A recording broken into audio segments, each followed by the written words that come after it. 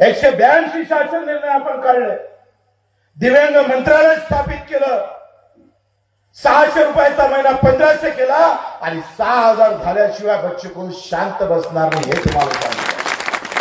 त्या दिवशी अजितदादा म्हणे एवढे पैसे नाही आहे. म्हटलं तुमचा पगार किती होता ते सांग.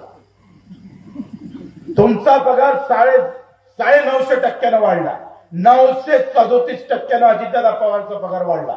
900 टक्केवारी समजते ना तुम्हाला. अजितदादा पवारले 55,000 रुपये महिना होता, आता अजितदादा पवारले 3.5 लाख रुपये महिना भेटतो. सगळ्यात गरीब माणूस. 70,000 कोटीचा घोटाळा केला ते तर माहितच नाही आपल्या देशात केला होता का कोणत्या देशात केला होता. मला नाही वाटत आपल्या देशात केला असं. ते फडणवीस करून बोंबलत जाय.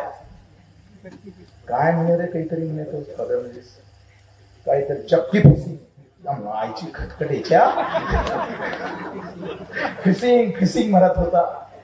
एवढे लबाड असतं हे, तरी तुम्ही त्याचे झेंडे हाती पकडता. तुमची कमाल आहे. वाजवा टाळ्या एकदम. वा वा वा वा, क्या बात.